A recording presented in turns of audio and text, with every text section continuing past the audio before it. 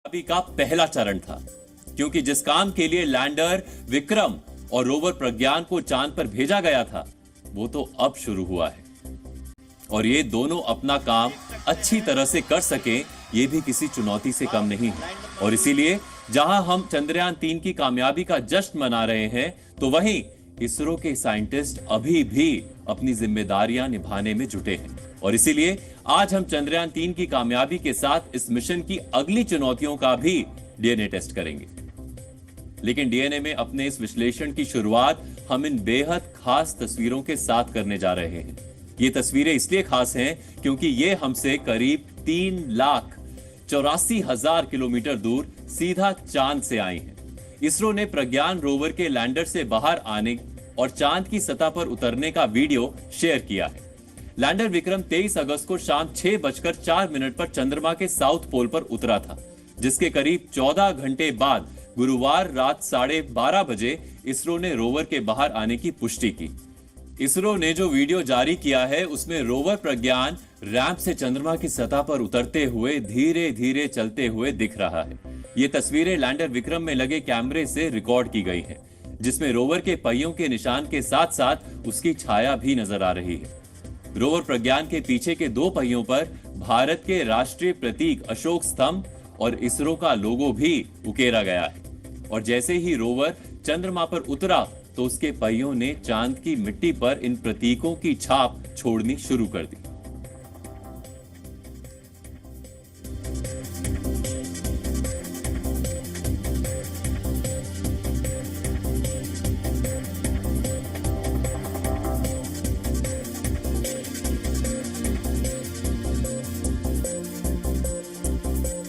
करीब 1 सेंटीमीटर पर सेकंड की रफ्तार से चल रहे प्रज्ञान ने चांद की सतह पर आते ही सबसे पहले अपने सोलर पैनल खोले और अब ये अपने आसपास की चीजों को स्कैन करने के लिए नेविगेशन कैमरास का भी इस्तेमाल कर रहा है। रोवर प्रज्ञान अगले करीब 12 दिनों तक लैंडर के आसपास 500 मीटर तक घूमेगा। अब आप भी सोच रहे होंगे कि चंद्रयान 3 चांद पर पहुंच गया, लैंडर लैंड हो गया और अब तो रोवर प्रज्ञान ने भी घूमना शुरू कर दिया। अब क्या बचा है? मिशन तो पूरा हो गया। लेकिन ऐसा नहीं, क्योंकि अब यहीं से तो इस मिशन का असली काम शुरू हुआ है और ये काम रोवर ही करेगा।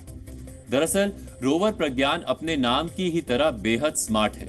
उसे इस तरह डिजाइन किया गया है ताकि वो चांद की सतह पर चल सके, सैंपल कलेक्ट कर सके और खुद ही नेविगेट भी कर सके। यानी रोवर प्रज्ञान एक ड्राइवरलेस कार की तरह है और वो चांद पर खुद ही ड्राइव करेगा और इस दौरान वो खुद ही फैसले लेगा कि कहीं सामने कोई क्रेटर या गड्ढा तो नहीं है, सामने कोई बड़ी चट्टान तो नहीं है, और अगर है तो क्या वो उसे पार कर पाएगा या नहीं। और इसे तय करने के लिए प्रज्ञान में 2 बहुत ही स्मार्ट कैमरे लगाए गए हैं। इन्हीं कैमरे की मदद से रोवर सामने मौजूद चीजों का एक 3D मॉडल बनाता है और फिर उनकी मदद से ही वो नेविगेट कर रहा है। ये तो हुई रोवर के चलने की बात, लेकिन अब दूसरा सवाल यह है कि आखिर रोवर करने क्या गया है। जाहिर है वो चांद पर सिर्फ सैर करने तो नहीं गया है। इसका जवाब है पानी। दरअसल पानी ही वो सबसे अहम चीज है जिसे ढूंढने के लिए ये मिशन भेजा गया था। इसके अलावा भी वहां कई दुर्लभ और महत्वपूर्ण चीजें मिलने की संभावना है, जैसे वहां यूरेनियम, प्लूटोनियम, गोल्ड जैसे कीमती या दुर्लभ मिनरल्स मिल सकते हैं। इसके अलावा वहां हीलियम या हाइड्रोजन की मौजूदगी ढूंढने की भी कोशिश होगी। लेकिन यह सवाल भी है कि आखिर सिर्फ 26 किलोग्राम का छोटा सा रोवर एक साथ इतने काम कैसे करेगा। दरअसल इसके लिए भी इसरो ने पूरे इंतजाम किए हैं। रोवर में इसके लिए 2 खास तरह के सेंसर्स लगाए गए हैं। पहला है APXS यानी अल्फा पार्टिकल एक्सरे स्पेक्ट्रोस्कोप। ये एक तरह की एक्सरे मशीन है और ये चंद्रमा की सतह का एक्सरे करके मिट्टी में मौजूद कई तरह के मिनरल्स का पता लगा रहा है। इसकी मदद से वैज्ञानिक चंद्रमा की सतह और उसकी मिट्टी के बारे में और ज्यादा जान पाएंगे। प्रज्ञान की दूसरी और सबसे अहम डिवाइस है LIBS यानी लेजर इंड्यूस्ड ब्रेकडाउन स्पेक्ट्रोस्कोप। ये भी चांद की मिट्टी में मौजूद चीजों का ही पता लगाएगा, लेकिन इसके लिए ये लेजर की मदद लेगा। ये डिवाइस चंद्रमा की सतह पर बहुत हाई इंटेंसिटी की लेजर बीम छोड़ेगा। इससे वहां की मिट्टी पिघलेगी और रोशनी पैदा करेगी। इसी रोशनी की वेवलेंथ को एनालाइज करके ये डिवाइस चांद की मिट्टी में मौजूद मिनरल्स और केमिकल्स का पता लगाएगा। रोवर को वहाँ पे कोई कंट्रोल नहीं कर रहे हैं और रोवर पूरी तरह से ऑटोनोमस है और रोवर को जो उसे दिख रहा है, और उसमें ना हमने सिर्फ 2 आंखें लगाई हैं, 2 कैमरास, बहुत बेसिक सेंसर्स। हमने कोई भी महंगा या भारी सेंसर ऐसा नहीं लगाया जिससे कि उसका साइज़, वेट या कॉस्ट बढ़ जाता, बट हमने बहुत स्मार्टनेस उसके सॉफ्टवेयर में डाली है। जैसे हम अपनी 2 आंखों से सारा 3D आसपास का अपना समझ लेते हैं, उसी तरह से रोवर अपनी 2 आंखों से एक 3D मॉडल बनाएगा चांद की सतह का। उस 3D मॉडल को बना के उसको पता चल जाएगा कि उसके सामने कोई पत्थर है क्या, अगर पत्थर है तो उसकी हाइट कितनी है, उसकी दूरी कितनी है, वो किस एंगल पे है, या सामने कोई क्रेटर है, क्रेटर का डेप्थ कितना है, वो कितनी दूर है। और इन सब चीज़ों को जानने के बाद उसे जिस टारगेट पॉइंट पे पहुंचना है उसके लिए वो एक पाथ अपने आप से खुद ब खुद प्लान कर लेगा और फिर वो पाथ प्लान करके उस पॉइंट तक पहुंच जाएगा। तो ये सारा का सारा काम पूरी तरह से ऑटोनोमसली हो रहा है और वहाँ पे बहुत ज़्यादा क्रेटर या गड्ढे हैं, इसलिए बहुत चैलेंजिंग था, पर हम वहाँ पे गए क्योंकि वहाँ पे पानी है। और जब रोवर वहाँ पे जाएगा तो रोवर में आप समझिए कि एक ड्रिलिंग की छोटी सी सुविधा है, वो कुछ चीज़ों को ड्रिल करके सैंपल ले सकता है। उसके पास एक स्पेक्ट्रोमीटर सेंसर है जिससे कि सैंपल को ऑब्जर्व करके वो पता कर सकता है कि उसमें कौन कौन से एलिमेंट हैं, क्या उसमें वाटर है, क्या उसमें कोई और खनिज है, क्या कोई और रेयर अर्थ मटेरियल है। तो ये सारी चीज़ें उसको पता चल सकती हैं। जैसे ये भी हो सकता है कि वहाँ पे बहुत मात्रा में यूरेनियम हो या गोल्ड हो। और अब एक नया इंटरेस्ट आ रहा है स्पेस टूरिज़्म और स्पेस माइनिंग में, और ये दोनों बहुत बड़े बिजनेस बनने वाले आने वाले टाइम में। तो उसके लिए भी हमें बहुत अच्छा पोजीशन कर दिया है इस मिशन की कामयाबी ने। इसरो से मिली जानकारी के अनुसार आज देर शाम तक रोवर अब तक करीब 8 मीटर की दूरी तय कर चुका है।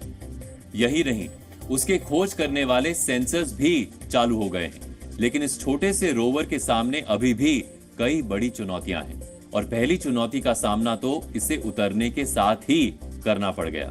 लैंडिंग के बाद एक वक्त तो ऐसा आया जब lander Vikram ISRO telemetry, tracking और कमांड नेटवर्क के एंटीना की नजर से ही ओझल हो गया था। ये वो वक्त था जब रोवर अभी भी लैंडर के अंदर ही था, लेकिन लैंडर से संपर्क नहीं हो पा रहा था। हालांकि इसरो ने एक विदेशी अंतरिक्ष एजेंसी की मदद ली और दोबारा संपर्क स्थापित कर लिया, और इसी वजह से रोवर को लैंडर से बाहर आने में करीब 10 घंटे की देरी भी हुई। लैंडर को निकालने में कई डिफ़िकल्टीज है। एक डिफ़िकल्टी है कि हमारा ग्राउंड स्टेशन का विजिबिलिटी है। सो इसलिए उस समय हमारे जो बैलालू में और 32 मीटर विजिबिलिटी से बाहर निकल गया।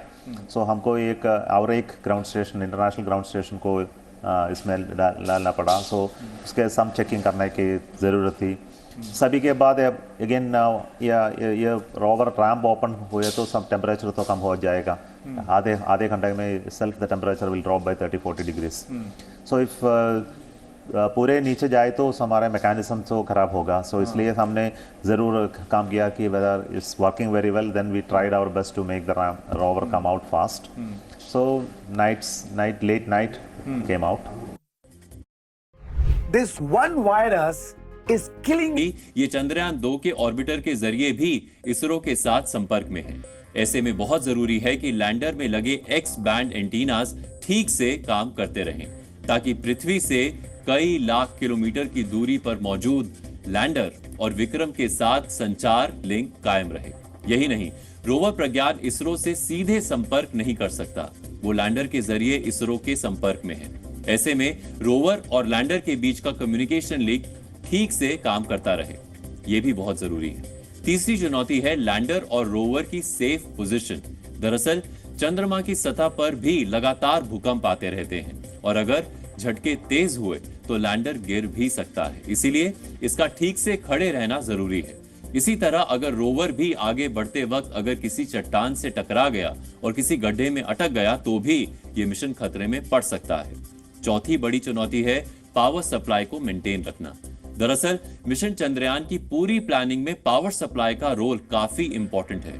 लैंडर में जो सोलर पैनल लगे हैं वो करीब 738 वॉट बिजली बना सकते हैं, जबकि रोवर का पैनल 50 वॉट की पावर जनरेट कर सकता है। बैकअप के लिए बैटरी का भी इंतजाम है, लेकिन इस पावर सप्लाई में अगर कोई गड़बड़ी आती है तो मिशन फेल हो सकता है।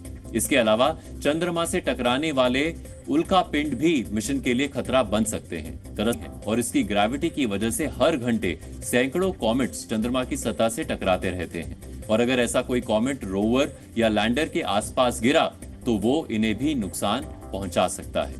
इसलिए चंद्रयान 3 की टीम के लिए अगले 2 हफ्ते कड़ी तपस्या से कम नहीं है, क्योंकि एक जरा सी चूक इस शानदार कामयाबी का मजा किरकिरा कर सकती है। और यही वजह है कि हम और आप भले ही चंद्रमा पर भारत की मौजूदगी का जश्न मना रहे हैं, लेकिन तालियों के बीच भी इसरो की टीम लगातार काम में जुटी है। After landing there is lot of activities. हमको इस चेक करना था कि इसका इंक्लिनेशन कितना है, टिल्ट हाउ मच है। So we found the tilt is very very benign, it was only 6 degrees. हमको ये टेरेन के बारे में कुछ तो फोटोग्राफ लेके हमको चेक करना है, तो हमको क्या हमारा रोवर बाहर निकल सकता है या नहीं। So then we have to look at temperatures. So temperature तो बिनाइन होना ही चाहिए। इसके बाद तो हमारे तो नहीं तो हमारा हीटर ऑन करके उसको वार्म करके फिर डिप्लॉयमेंट कर सकें। देयर आर मैकेनिज्म्स अंदर है। सो मैकेनिज्म को ख़राब होने की कई चांस है।